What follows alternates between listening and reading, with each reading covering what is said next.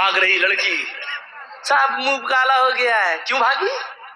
صاحب چلی گئی۔ اس کا مطلب باپ کی غلطی تھی۔ کیوں دیا تھا تو نے اپنی لڑکی کو اینڈرائڈ موبائل؟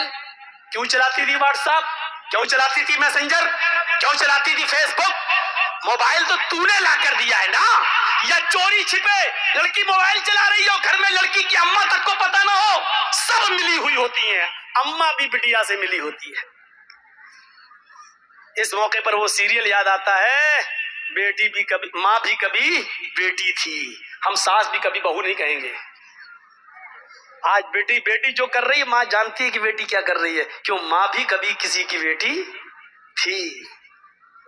سردیوں کے لیے تو لڑکیاں دعا مانگتی ہیں، اللہ جلدی سردیاں آئیں۔ کیوں معلوم ہے کیوں؟ کیونکہ گرمیوں میں موبائل نہیں چلا پاتی ہیں، سردیوں میں کمبل ڈالا اندر چل رہے ہیں، اندر سردیوں کی دعائیں مانگی جاتی ہیں۔ ایسی لڑکیاں بھاگیں گی نہیں تو اور کیا ہوگا؟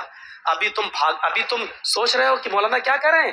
ابھی کچھ دن دیکھیے، اب پھر یہ بدلتی ہے 2024 میں، اگر یہی رویہ رہا تو ابھی آپ دیکھیے، ابھی تو مسلم لڑکیوں کا مسلموں کے ساتھ معاملہ ہے، ابھی آپ دیکھیے گا، ابھی تو صرف ایک آدمی بدلا ہے، ادھر جا کر دھرم چینج کیا ہے، ابھی تو آپ اور ہماری بیٹیاں جائیں گی اور دھرم چینج کریں گی، دولہا بدلیں گی۔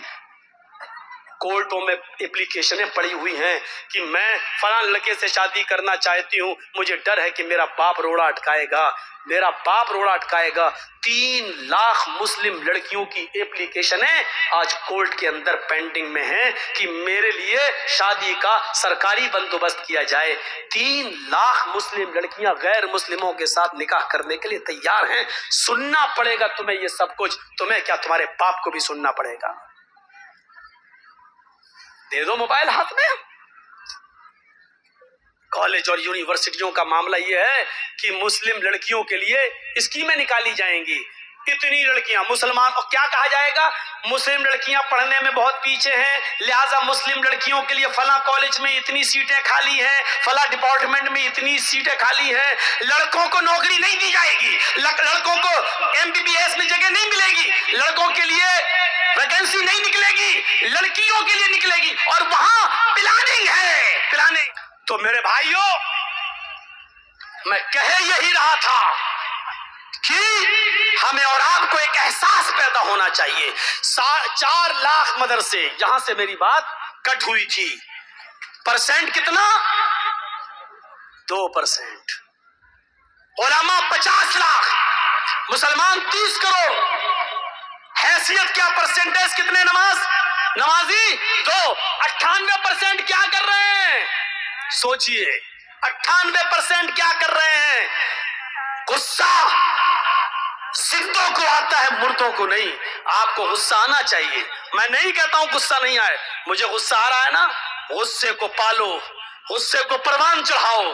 غصہ زندوں کو آتا ہے، مردوں کو نہیں، لیکن یہ غصہ آپ کو اس کے اوپر نہیں آنا چاہیے جس نے دھرم پریورتن کر لیا۔ غصہ آپ کو اس کے اوپر نہیں آنا چاہیے کہ ایسا ہو رہا ہے ویسا ہو رہا ہے، نہیں، غصہ اس بات پہ آنا چاہیے کہ آپ کی بیوی نے صبح فجر کی نماز پڑھی یا نہیں پڑھی ہے۔ نہیں پڑھی ہے تو غصہ آنا چاہیے۔ آپ کا بیٹا 10 سال سے بڑا ہے، نماز پڑھنے نہیں گیا، بستر پہ سو رہا ہے، آپ کو غصہ آنا چاہیے، نماز کیوں نہیں پڑھی؟ آپ کو غصہ آنا چاہیے، اس بات پہ غصہ آنا چاہیے آپ کو۔ آپ کا بیٹا شراب پی کر گھر میں آیا، آپ کو غصہ آنا چاہیے، ایسا کیوں کیا؟ آپ غصے کو پالیے، پروان چڑھائیے، اور بچوں کو پڑھائیے اور لکھائیے، کیونکہ پڑھانے اور لکھانے کے ساتھ ہی آپ ایک اچھا انسان بنا سکتے ہو اپنے بچوں کو۔ تو میرے بھائیوں، غصہ زندوں کو آتا ہے، مردوں کو نہیں۔ آپ غصہ، لیکن غصہ جہاں آنا چاہیے وہاں آپ کو آنا چاہیے، ہر جگہ غصہ نہیں۔ مجھے جائز بات پہ غصہ آیا، یہاں غصہ آنا چاہیے، آپ کو بھی جائز باتوں پہ غصہ آنا چاہیے۔ اللہ کے رسول کو بھی غصہ آتا تھا، اور غصے کا تو حال یہ تھا کہ اللہ کے نبی کے جب غصہ آتا تھا تو حتی احمرت عیناہ، آپ کی دونوں آنکھیں سرخ ہو جایا کرتی تھیں۔ صحابہ کہتے ہیں اللہ کے رسول کو جب غصہ آتا تھا تو ایسا لگتا تھا جیسے انار کا جوس کسی نے محمد رسول اللہ کی آنکھوں میں ڈال دیا ہے، اتنی لال ہو جاتی تھی آنکھیں۔ حضرت عمر نے حساب دیا، آپ بھی حساب دینا سیکھیے اور یاد رکھیے قرآن کی آیت ہے وَمَنْ أَعْرَضَ عَنْ ذِكْرِي فَإِنَّ لَهُ مَعِيشَةً ضَنْكًا۔ آج ہم دوڑ رہے ہیں 2 روٹی مل جائے، اور 2 روٹی کے لیے ہم کیا کیا کر رہے ہیں۔ سوچئے سمندر میں ایک وہیل مچھلی ہے، وہیل مچھلی سمندر میں 40 ٹن گوشت کھاتی ہے، ایک دن میں 40 ٹن مچھلیوں کو، 40 ٹن۔ آپ سوچتے جائیے 40 کلو کا ایک من ہوتا ہے اور 100 کلو کا 1 کنٹل ہوتا ہے، 10 کنٹل کا 1 ٹن ہوتا ہے، 40 ٹن گوشت کھاتی ہے۔ میرا رب اس مچھلی کو بھی بھوکا نہیں سونے دیتا ہے جو ایک دن میں 40 ٹن گوشت کھاتی ہے۔ آئے 2 روٹی کھانے والے، آئے 2 مٹھی چاول کھانے والے، تو اتنا پریشان کیوں ہے؟ تو اس 2 روٹی کو کمانے کے لیے کسی کو دھوکہ دے رہا ہے، کسی کے ساتھ غداری کر رہا ہے، اپنی دکان کھولے بیٹھا ہے، موبائل کا میکینک ہے، کسی نے موبائل سنبھالنے کے لیے تجھے دیا، تجھے معلوم ہے کہ 100 روپے کی لاگت میں یہ موبائل سنبھل جائے گا، لیکن تو نے اس سے 1000 مانگ لیے، اس کی آئی سی بگڑ گئی، اس کی یہ بگڑ گئی، اس کی وہ بگڑ گئی، یہ چینج کرنا پڑے گا، وہ چینج کرنا پڑے گا، حساب کتاب جوڑ کے آپ نے 1000 بتا دیا اور معاملہ 800 پہ ڈن ہو گیا۔ ٹھیک ہے ہم 800 دے دیں گے، 700 دے دیں گے، آپ نے سوچا کہ 100 کی لاگت ہے، 700 دے رہا ہے، 600 تو بچ رہا ہے، آپ نے 100 کی جگہ 1000 بتایا، 100 کی جگہ 150 بتانا آپ کا جائز تھا، 100 کی جگہ 200 بتا دیتے آپ کے لیے جائز تھا، لیکن 100 کی جگہ 1000 بتا کر 700 پہ اپنے معاملے کو ڈن کرنا، یہ ہے قرآن کی اس آیت کے مطابق کہ یا ایھا الذین آمنوا لا تاکلوا اموالکم بینکم بالباطل، اے ایمانو والو تم آپس میں ایک دوسرے کا مال ناجائز طریقے سے مت کھاؤ۔ یہ مسلمان کا ہی مال ناجائز طریقے سے کھا رہا ہے، یہ اس کو غصب کر رہا ہے۔ میرے بھائیوں 100 روپے کا موبائل 150 آپ لے لو، 200 لے لو، آپ نے 700 روپے جو لیے ہیں یہ آپ کے لیے حرام ہے، اللہ کی قسم۔ اب آپ جو کھانا کھا کر مسجد میں جاؤ گے نماز پڑھنے کے لیے، آپ کی نماز قبول نہیں ہوگی۔ جس نے حرام کا 1 لقمہ کھایا 40 دن تک اللہ اس کی عبادت کو قبول نہیں کرتا۔ ہم اور آپ سوچیں ہماری رزق کی تنگی کیوں ہو رہی ہے، ہم اتنا کما رہے ہیں لیکن پیسہ ہمارے پاس رک کیوں نہیں رہا ہے۔ بہت سے لوگوں کو شکایت، مولانا پیسہ تو بہت ہے، کماتا ہوں میں ایک دن میں 50 ہزار روپے، لیکن رکتا نہیں ہے میرے پاس، پتہ نہیں کہاں چلا جاتا ہے، پتہ نہیں کہاں چلا جاتا ہے۔ تیرے سوال کا جواب دیا ہے قرآن نے۔ بھئی ہر آدمی کو یہی شکایت ہے نا، پیسہ تو آتا ہے مولانا، محنت تو کرتا ہوں، 500 600 1000 روپے روز کماتا ہوں، لیکن یار جتنا کماتا ہوں شام تک کچھ نہیں بچتا، میرے ہاتھ میں نہیں رہتا ہے۔ کبھی بیٹا بیمار، کبھی بیٹی بیمار، کبھی باپ بیمار، کبھی اماں بیمار، کبھی بیوی بیمار، یا رکتا نہیں ہے۔ تیرے سوال کا جواب مولوی کے پاس نہیں، قرآن میں موجود ہے وَمَنْ أَعْرَضَ عَنْ ذِكْرِي فَإِنَّ لَهُ مَعِيشَةً ضَنْكًا۔ تم اللہ کے ذکر سے منہ موڑو گے، اعراض کرو گے تو اللہ کہتا ہم تمہاری روزی کو تنگ کر دیں گے۔ آئیے 2-3 مثالیں سن لیجئے، بڑی اچھی مثالیں دے رہا ہوں۔ یہ روزی کو تنگ کرنا یہ کیا ہے، اور ذکر سے مراد کیا ہے؟ وَمَنْ أَعْرَضَ عَنْ ذِكْرِي، ذکر سے مراد نماز۔ اللہ نے سورہ جمعہ میں فرمایا فَإِذَا قُضِيَتِ الصَّلَاةُ يَا أَيُّهَا الَّذِينَ آمَنُوا إِذَا نُودِيَ لِلصَّلَاةِ فَاسْعَوْا إِلَىٰ ذِكْرِ اللَّهِ۔ جب تمہیں جمعے کی نماز کے لیے، جمعے کی اذان کے لیے بلایا جائے، جمعے کی اذان جب دی جائے، پکارا جائے جمعے کی نماز کے لیے، تو کیا کہا؟ فَاسْعَوْا إِلَىٰ ذِكْرِ اللَّهِ، تو تم دوڑ پڑو اللہ کے ذکر کے لیے۔ اس سے مراد کیا ہے؟ نماز کے لیے، تو تم چلو نماز کے لیے، ذکر سے مراد نماز۔ یہاں اللہ نے کیا کہا؟ وَمَنْ أَعْرَضَ عَنْ ذِكْرِي، جس نے میرے ذکر سے اعراض کیا، منہ موڑا، تو کیا کہا؟ فَإِنَّ لَهُ مَعِيشَةً ضَنْكًا، ہم اس کی روزی تنگ کر دیں گے۔ ایک بات یاد رکھیے گا، بہت بڑے پوائنٹ کی بات بتا رہا ہوں آپ کو۔ اللہ نے یہ نہیں کہا کہ نماز چھوڑو گے تو روزی تنگ کر دیں گے، چھوڑنے والے کا تو وہ تو مسلمان ہی نہیں ہے، وہ اپنے آپ کو مسلمان سمجھتا رہے۔ میرے بھائیوں، علامہ ابن باز نے فتویٰ دیا، سعودیہ کے سب سے بڑے مفتی نے، کہ اگر بے نمازی مر جائے تو اس کی جنازے کی نماز نہ پڑھی جائے، اس کو مسلمانوں کے قبرستان میں دفن نہ کیا جائے۔